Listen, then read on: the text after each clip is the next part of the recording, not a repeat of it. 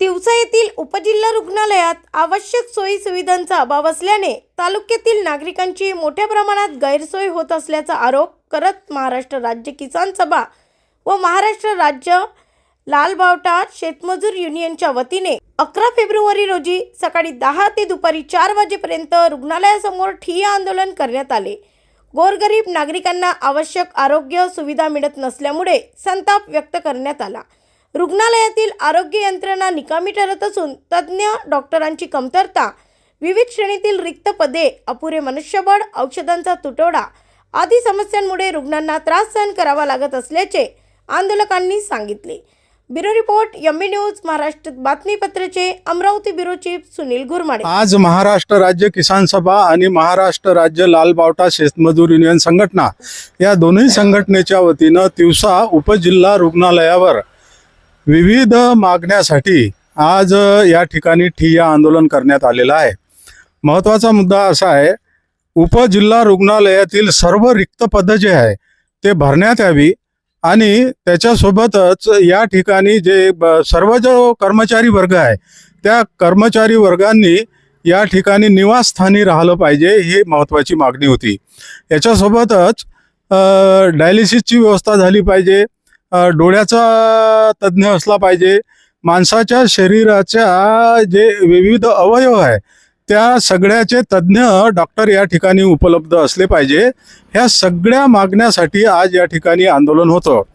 शिष्टमंडळ जेव्हा आम्ही इथल्या वैद्यकीय अधीक्षकांना भेटण्यासाठी गेलो तेव्हा त्यांनी काही गोष्टीबद्दल सकारात्मक चर्चा केली आणि सकारात्मक चर्चेमध्ये वेळेवर सर्व कर्मचारी वर्ग या ठिकाणी उपस्थित राहिला पाहिजे याची त्यांनी दखल घेतली आणि कोण तज्ज्ञ डॉक्टर आहे तो कोण्या दिवशी या ठिकाणी त्यांची व्हिजिट असते, उपलब्ध असते, त्याचं एक मुख्य दर्शनी भागावर असं फलक लावण्यात येईल हे सुद्धा त्यांनी कबूल केलं। आणि तिसरी गोष्ट, जो कर्मचारी वर्ग आहे त्या कर्मचारी वर्गाला जे ओळखपत्र आहे ते ओळखपत्र त्यांच्या गळ्यामध्ये असलं पाहिजे। ह्या गोष्टी त्यांनी उद्यापासून अंमलात आणण्याचं शिष्टमंडळाला आश्वासन दिलेलं आहे।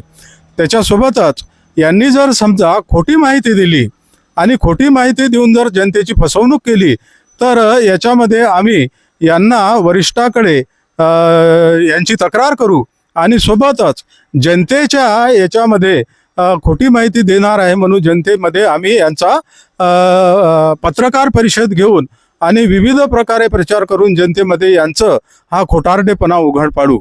याच हे आंदोलन आजपासून सुरू झालं, हे संपलेलं नाही। जनतेच्या सगळ्या ज्या सोयी आहे त्या उपलब्ध करून घेतल्याशिवाय महाराष्ट्र किसान सभा आणि महाराष्ट्र शेतमजूर युनियन हे स्वस्थ बसणार नाही, एवढं या ठिकाणी अशोक सोनारकर, जनरल सेक्रेटरी महाराष्ट्र राज्य किसान सभा। आता या आंदोलनाला भेट देण्याकरता प्रत्यक्ष आम्ही आलो, शिष्टमंडळासोबत सुद्धा होतो।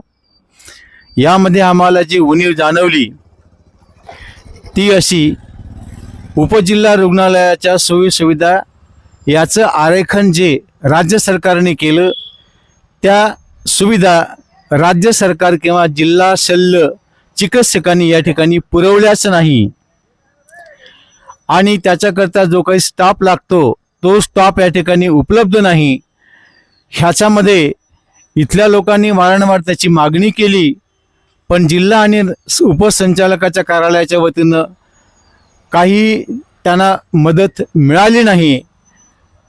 यासोबतच आता जर या हॉस्पिटलचं जर महाराष्ट्र राज्य किसान सभेच्या वतीनं सोशल ऑडिट केलं तर याच्यामधल्या अनेक उणिवा बाहेर पडतील। माहितीचा अधिकार 2005चा वापर करीत जर कार्यकर्त्यांनी वापर केला तर अनेकांचे पगार बंद पडतील, काही लोक निलंबित सुद्धा होतील। पण आम्ही या कुठल्याही हत्याराचा वापर न करता अत्यंत डोमेस्टिक पद्धतीनं त्यांनी आणि आम्ही सहकार्याने ही आरोग्य व्यवस्था चालवावी असा तुर्तास पवित्रा घेतलेला आहे। जर आमच्या या शांतपणानं, समजदारपणानं जर त्यांना आमचं अज्ञान वाटत असेल तर यानंतर मात्र हे आंदोलन इथून पुढे उग्र होईल, एवढंच मी महाराष्ट्र राज्य किसान सभेच्या राज्याच्या वतीने सांगतो।